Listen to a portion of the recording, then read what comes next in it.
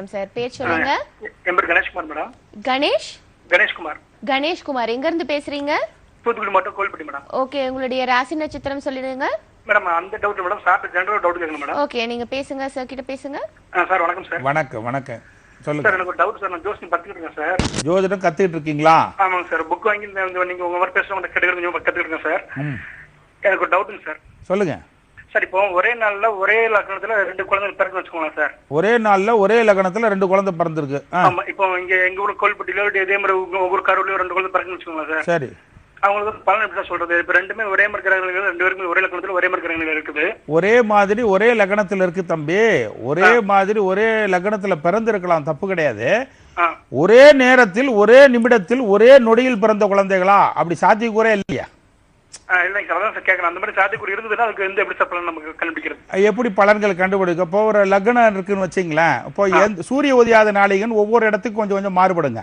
ஆமாங்க சார். அப்போ போறீங்களா? இப்போ ஃபாரின்ல ஒரு குழந்தை இதே டைம்ல பிறந்திருக்கலாம், இங்கேயும் ஒரே குழந்தை பிறந்திருக்கும். அப்ப அந்த சூரிய உதய நாளைக்கு வைத்து அந்த நிமிடத்துல பாத்தீங்கன்னா நவாம்ச கட்டத்துல என்ன லக்னம் உழுவுறது, ரெண்டாவது கிரகாதிபத்தியா எப்படி பார்த்தாலும் அந்த தாயினுடைய பிறப்பு அம்சங்கிறது பூர்வ புண்ணியங்கிறது வேற, இவர்களுக்கு பூர்வ புண்ணியம் என்பது வேற. யோக பலன்கள் இந்த ஜாதகத்துல இருந்ததுன்னா யோக பலன்கள் நல்ல சிறப்பா நடக்கக்கூடிய ஒரு வீட்டுல பாத்தீங்கன்னா இதை நீங்க கட் பண்ணிட்டீங்கன்னா ஒரே ஒரு அரசனுடைய கதையை கூட நான் சொல்லிடுவேன். நீங்க கேட்டுக்குங்க. இப்போ ஒரு இது பாத்தீங்கன்னா கிட்டத்தட்ட நான் ஒரு 7 ஆண்டுகளுக்கு முன்னாடி பேசின ஒரு கருத்துக்கள் தான் இந்த அன்பர் சொன்ன உடனே ஒரு நினைவுக்கு வருது. அப்போ ஒரு ஊர்ல பாத்தீங்கன்னா மிகப்பெரிய அரசனுக்கு ஒரே நேரத்துல ஒரு குழந்தைகள் பிறக்குது. அதே மாதிரி அவர் ஊருக்கு அருகாமையில் உள்ள வேலை செய்து கொண்டிருக்க அவர்கிட்ட மாட்டுத் தொழுவத்தில் வேலை செய்யக்கூடிய அவருக்கும் அதே பீரியட்ல ஒரு குழந்தை பிறக்குது. அதே மாதிரி இன்னும் கொஞ்சம் தூரம் தொலைவில் அவர்களுக்கு தெரிந்த ஒரு அமைப்புல அதே நேரத்தில் அந்த லக்ன அமைப்பு ரீதியாக இவர் சொன்னது கூட லக்னங்கள் ஊர்கள் வேண்டும், அதே உள்ளூர்லேயே ஒரு அரசனுக்கு ஒரு ஆண் குழந்தை பிறக்குதும்மா. இன்னொருத்தருக்கு அதாவது அவருடைய தொழுவத்தில் மாட்டு தொழுவ வேலை செய்யக்கூடியவர்கள் அதே டைம்ல ஒரு ஆண் குழந்தையை பெற்றெடுக்கிறார். இன்னொருத்தருடைய அமைப்புலையும் அவருடைய நண்பருடைய ஒரு அமைப்புல அதே டைம் தான், அசிட்டிஸ் எல்லாமே ஒன்று தான் வச்சுக்கோங்களேன். அப்போ பிறந்த குழந்தைகள் எல்லாம் செழிப்பாக வளர்றாங்க. வளர வளர வாழ்க்கை தரத்தில் மேடு பள்ளங்கள் நிறையுது. அப்போ பார்த்தோன்னே ஒருத்தர் வளர வளர பார்த்தீங்கன்னா கீழ்நிலைக்கு தள்ளப்பட்டு ரொம்ப ஏழை எளிய ஒரு வீட்டில் பிறந்திருந்தாலும் பிறப்பில் மீண்டும் மீண்டும் நொந்து நொந்து நூடல்ஸ் ஆகி தாய் தாப்பெல்லாம் இறந்துடுறாங்க. அவர்களுக்கு பிச்சைக்காரனாக பிச்சை எடுக்கக்கூடிய நிலையில் தள்ளப்படுறார். அப்போ அந்த லக்னத்திற்கு உண்டான அதிபதி. அதே மாதிரி இன்னொருத்தர் பார்த்தீங்கன்னா ஒரு நாட்டை ஆளக்கூடிய அரசனுடைய மகனாக பிறந்தார். அதே மாதிரி அரசனுக்கு சமமாக வாழக்கூடிய ஆதிபத்தியம் பெற்ற ஒரு பையன் அவனும் பிறக்கிறான். இதே மாதிரி இன்னொருத்தர் வீட்டில் இருந்து பிறக்கிறார். அந்த குழந்தை பார்த்தீங்கன்னா சாதாரண ஒரு வாணிபம் ஈட்டக்கூடிய தொழில்ஸ்தான அமைப்பில் தான் பிறக்கிறார். அப்போது அந்த ஜாதகத்தினுடைய அமைப்பு இதை மாறு விதமாக நான் சிந்திச்சு பலன்கள் சொன்னோம்மா. ஒரு அரசன் 3 குழந்தைகள் ஒரு இடத்துல ஒரே நேரத்தில் ஒரே லக்னத்தில் ஒரே இதில் பிறக்கிறாங்க. 3 குழந்தைகள்.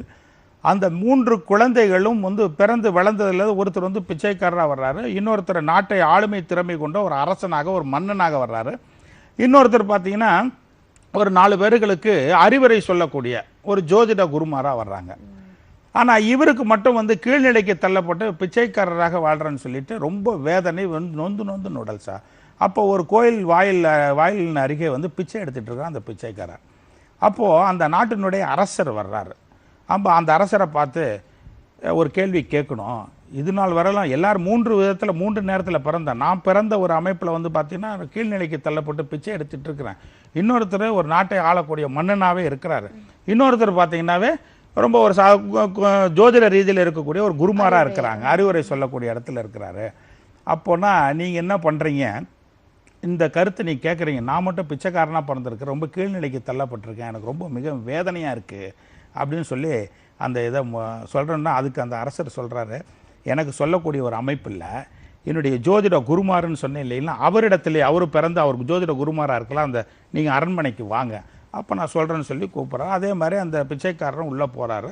போய் பார்த்தோன்னா இதற்கு என்ன காரணம், ஒரே நேரத்தில் 3 குழந்தைகள் பிறந்து இந்த நாட்டை ஆளுகின்ற அரசனாக நான் காட்சியளிக்கிறேன், இன்னொருத்தர் இதே நாட்டில் பிறந்து நீங்கள் குருமாராக இருந்து எனக்கு போதிக்கக்கூடிய நிலையில் இருக்கீங்க, இன்னொருத்தர் பார்த்தீங்கன்னா அதே நேரத்தில் பிறந்தவர் தான், இவரும் பிச்சைக்காரராக இருக்கிறாருன்னு அதற்கு அரசரே இது ஒரு பெரிய ஒரு மேட்டர் இல்லை, நீங்கள் ஒரு காயின் எடுத்துகிட்டு வாங்க, ₹1 காயின். சரி எடுத்துகிட்டு வர்றாரு. அப்புறம் அந்த காயினை வாங்கி சுண்டி விடுறாருமா. சுண்டி விட்டோன்னா கீழே விழுந்துருது. இதுலேருந்து விடை தெரிகிறதான்னு கேட்குறாரு. அப்போ என்னங்க ஐயா காயின்ஸை வாங்கினீங்க, சுண்டுனீங்க, கீழே விழுந்து ஒன்றுமே புரியலையே. சுண்டும் நேரத்திலே பிறந்தவன் தான் நான், உங்களுக்கு ஜோதிட குருமாராக இருக்கிறேன். சுண்டி உயரே விழும் நேரத்தில் பிறந்தவர் தான், இருக்கிற நேரத்தில் பிறந்தவர் தான் அரசனாக இருக்கிறீங்க. சுண்டி வித்தின் செகண்ட் கீழே விழும் நேரத்தில் பிறந்தவன் தான் இந்த பிச்சைக்காரன். அப்போது இதில் என்ன கணக்கு அப்படின்னா, ஒரே நேரத்தில் பிறந்தாலும், ஒரே நட்சத்திரத்தில் பிறந்தாலும், ஒரே திதியில் பிறந்தாலும், ஒரே கரணத்தில் பிறந்தாலும், ஆனால் ஊழ்வினைன்னு ஒன்று இருக்கு இல்லைங்களாம்மா. அவரவர் வந்த மூதாதையர்கள் முன்னோர்கள் செய்து வைத்த நன்வினை தீவினை காரணமாக அவர்களுக்கு அது டெபாசிட்டாக கிடைக்கிது, நன்வினையாக இருந்தால். அப்போ மாட்டுத் தொழுவத்தில் பிறந்த அவர்களுக்கு உண்டான பூர்வ புண்ணியம் என்பது வேறு. அப்போ ராஜாவாக பிறந்து ராஜா வீட்டில் பிறக்கக்கூடிய அதே ஆதிபத்தியம் உள்ளவர் நீங்கள் எங்களுக்கு அரசனாக இருக்கிறீர்கள். என் தாய் தாப்புனுடைய அமைப்பு என்பது வேறு. அப்போது ஜாதகத்தினுடைய அமைப்பு என்பது ஒன்றாக இருந்தாலும் இதை இன்னொரு விஷயத்தை கூட சொல்லலாம். ஒருத்தருக்கு யோகம், நல்ல ராஜ யோகம் வருதுன்னு சொல்லி ஜாதகத்தில் சொல்கிறோம்மா. அப்போ தள்ளுவண்டிக்காரருக்கு ஒரு யோகம் வருதுங்க. இப்போ இன்றைக்கி ஒரு நாளைக்கு ₹1000 அவர் தள்ளுவண்டியில் பிஸ்னஸ் பண்ணுறாருங்க. அப்போ யோகம் வந்தால் என்ன ஆகும்? இன்னொரு கடை சேர போடுவார். அதுக்கு 2000ங்கிறது ஒரு ₹3000 ₹4000 சேர்த்து கிடைக்கும். இதே ஒரு மில் ஓனருக்கு மிகப்பெரிய கோடீஸ்வரனுக்கு யோகம் வந்தால் என்ன நடக்கும்னு பார்த்தீங்கன்னா, ஒரு மில்லுக்கு 10 மில்லை உருவாக்குவார். ஒரு மில்லுக்கு 1000 பேர்னா 10 மில்லுக்கு 10,000 பேருக்கு வேலை கொடுக்குவார். அவன் தகுதிக்கு ஏற்பதான் அந்தந்த அமைப்புகள்ன்றான். அப்போது ஒரு ஜாதகத்தை பார்க்கும் பொழுது பார்க்கலாம், கடகலக்கணத்தில் பிறந்த ஒரு அன்பர் என்னை பார்ப்பதற்காக 7-8 வருடத்திற்கு முன்னால் என்னை பார்க்க வருகிறாருமா. அதாவது பேராசை பெருநஷ்டம்னு சொல்லுவோம் இல்லைங்களா, பேராசை பெருநஷ்டம். அந்த ஜாதகருடைய அமைப்பை பார்க்கும் பொழுது, இப்போ ஏதோ கௌரவமான தொழில்கள் செய்து கொண்டிருக்கிறீர்கள், நல்ல சிறப்பான மேன்மையான அமைப்புகள் வாழக்கூடிய ஒரு அமைப்பு இருக்குது அப்படின்னு சொல்கிறேன். அதெல்லாம் எனக்கு முக்கியம் இல்லைங்க. நான் எத்தனையோ ஜோசியரை நான் அணுகி இருக்கிறேனுங்க, என்னுடைய ஜாதகத்தில் மிகப்பெரிய ராஜயோகம் இருக்குதுன்னு சொல்லியிருக்காங்க. அப்படின்னா எப்படிப்பட்ட யோகம்னு எனக்கு தெரியலைங்க, ஏன் நீங்கள் சொல்லுங்கன்னு கேட்டேன். இல்லைங்க, பலாயிரம் கோடி ரூபாய், ஒரு கிட்டத்தட்ட 5000-10,000 கோடி ரூபாய் சம்பாதிக்கக்கூடிய அமைப்பு என் கட்டத்தில் இருக்குது அப்படின்னு சொல்லி. யார் சொன்னதுன்னா, எங்கள் ஊரில் இருக்கக்கூடிய ஜோசியர்லாம் சொல்லியிருக்கேன். இது மாதிரி 2-3 ஜோசியர்கள் என்னை சொல்லியிருக்கிறார்கள். அப்படி அந்த கட்டத்தில் அமைப்பு என்பது இருந்தால் தாயே நான் சொல்ல முடியும். இல்லாத ஊர்களுக்கு வழி சொல்கிறேன். அவங்கள மாதிரி பூசி முழுவின மாதிரி நானும் பூசி முழுவதுக்கு ஒரு நிமிஷம் ஆகிடாது. நான் உன்னை ஏமாற்றினால் நான் என்னை ஏமாற்றுவதை போல அப்படின்னு சொல்லி அனுப்புகிறேன். அவர்களுக்கு மன வருத்தம் தான். என்னங்க எல்லாத்துக்கும் நல்லா சொல்கிறீங்க, எத்தனையோ பேரை நான் அனுப்பிச்சி வச்சுருக்கேன், சிறப்பாக சொல்லியிருக்கேன், என்னுடைய ஜாதகத்தை மட்டும் நீங்கள் இப்படி சொல்கிறீங்களே, என்ன இருக்கோ அதை சொல்கிறேன். 7 ஆண்டுகளுக்கு முன்னாடி பார்த்தேன்னா அது 2-3 முறை நான் பார்க்குறார் இந்த யோக பலனுக்கு. அப்போ ஜாதகத்தில் ஒரு அமைப்பை நிறுவனத்தை உருவாக்குறார், நல்ல சிறப்பாக வர்றார், அதற்குண்டான அமைப்பு இருக்குது. இல்லைங்க எனக்கு அடுத்த திசை வரப்போது பிரபலமான ராஜயோகம். சரி, அப்படி பிரபலமான ராஜயோகம்னா பார்த்தா ஃப்ளைட் 2-3 ஃப்ளைட் இருக்குமா, அது இல்லாமல் ஒரு 100-200 வீடுகளுக்கு சொந்தக்காரங்களாம், நிலபலன்களுக்கு சொந்தக்காரனாம், மிகப்பெரிய அங்கத்தில் அங்கம் வைக்கக்கூடிய பாக்கியம்லாம் இருக்குன்னுலாம் சொல்லியிருக்காங்க. நீ இப்போ எத்தனை கோடி ரூபாய்க்கு சொந்தக்காரராக இருக்குன்னு கேட்டேன். இப்போதைக்கு நீ 0.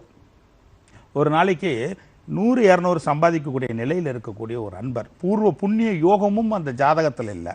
அப்போது அந்த லக்னத்திற்கு உண்டான அமைப்பை பாருங்கள். கடக லக்னத்தில் பிறந்திருக்கிறாருங்க. செவ்வாவும் சனியும் அதே ஸ்தானத்தில் வீற்றிருக்கிறது. அவர் பிறந்தது மகர ராசி. மகர ராசி திருவோண நட்சத்திரத்தில் பிறந்த ஜாதகம். இப்போ 10ஆம் இடத்துல பாருங்கள், ஒளிபொருந்திய ராஜகோள்கள் குரு சுக்கிரன் அங்கே அமரப்பட்டிருக்கிறது. சூரியனும் புதனும் லாப ஆதாய ஸ்தானத்தில். அப்போ தனாதிபதியும் விரையாதிபதியும் கூடி 11ஆம் இடம் ஆதாய லாபஸ்தானத்தில் இருந்தால் அவன் மேக்சிமம் வரக்கஞ்சன்னு கூட சொல்ல முடியும். ஒரு செலவு பண்ணுறது கூட யோசிக்க கூட, அந்த ஒரு காசு கொடுத்து ஒரு 100 ரூபா கொடுத்து ஜாதகம் பார்க்கக்கூடிய அளவில் யோசனை பண்ணக்கூடிய அந்த அன்பர். அப்போது 4 பேருக்கு அதாவது ஒரு பொருள் வருதுன்னம்மா, ஒரு தொழிலே ஆரம்பிக்கிறேன்னா உன்னை இழந்து தாம உன்னை பெற முடியும். அப்போ அந்த இழக்கக்கூடிய அந்த மனப்பக்குவமே அவர் ஜாதகத்தில் அவர் கட்டத்திலே கிடையாது. ஆனால் ஆசை மட்டும் வானளவில் இருக்குது. அப்போ 5 குடையவன் பஞ்சமாதிபன் என்று சொல்லக்கூடியவன் லக்னத்திலே சனியோட கூடி நீசபலத்தில் இருக்கிறார். அப்போ மனசு ஏதாவது ஒரு ரூபத்தில் பேராசை பெருநஷ்டன்னு சொன்னதுக்கு 5ஆம் இடம் தான் மனசு ஸ்தானாதிபதியே சனி கூடி இருக்கிறான். அப்போ 1000 தான் ஒருத்தர் நம்ம இல்லைன்னு சொன்னால் அவர் ஏற்றுக்கக்கூடிய நிலையில் இல்லை. அப்போ தொழில் நல்லா பண்ணிட்டு இருக்கையா, இந்த காலகட்டத்தில் 2-3 வருடத்திற்கு முன்னால் ஒரு தசாபுத்தி செவ்வாவும் சனியும் கூடி குருதசையில் அந்த செவ்வாபுத்தி வரும்போது இருக்கிற தொழிலை விட்டுட்டு நீ ரோட்டுக்கே வரக்கூடிய நிலை இருக்கு. ஆனால் இப்படிப்பட்ட ராஜயோகத்தை சொல்லியிருக்காங்கன்னு எனக்கு ஒன்றும் புரியல, நீ சென்று வாப்பான்னு அமுச்சு வச்சோம். அதே மாதிரி 5-6 வருடங்கள் கழித்து வர்றாரு. இன்னைக்கு தொழிலெலாம் முடிச்சுட்டு இன்னைக்கு 5 ரூபா 6 ரூபா டெக்ஸில் போய் சம்பளத்துக்கு இருக்கிறார். அப்போது இல்லாத ஊர்களுக்கு வழி சொல்லி ஒரு ஜோதிட நண்பர்கள் பார்த்தோன்னே ரொம்ப ஆக ஓகோன்னு பில்டப் பண்ணி விடுறதுல என்ன புண்ணியம் இருக்குன்னு ஒன்றும் புரியல. வந்து கேட்குறாங்க. அப்போ நம்ம மேலே வருத்தங்கள் வருது. என்னப்பா அவர் அவ்வளோ பெரிய யோகம் இருந்தால் உன்னிடத்தில் நான் சொல்கிறதுனாலேயே நீ சொல்கிறதெல்லாம் நடக்காமல் இருக்க போகிறதில்ல. நடக்கணும்னு விதிப்பயன்றது தான் எங்கே இருந்தாலும் நடக்கும். அப்போ இந்த ஸ்தான அமைப்புகள் வந்து ஒவ்வொரு ஜாதகத்தில் வந்து பார்க்கும்போது ஒரு ரொம்ப பெருசாக டிவியில் பேசுகிறீங்க ஐயா நல்ல ஒரு அமைப்பெல்லாம் இருக்குன்னு பரபரப்போடு ஒரு எதிர்பார்ப்போடு வர்றது உண்மைதான். அங்கே என்ன இருக்கோ அதை தானமா நம்ம சொல்ல முடியும்.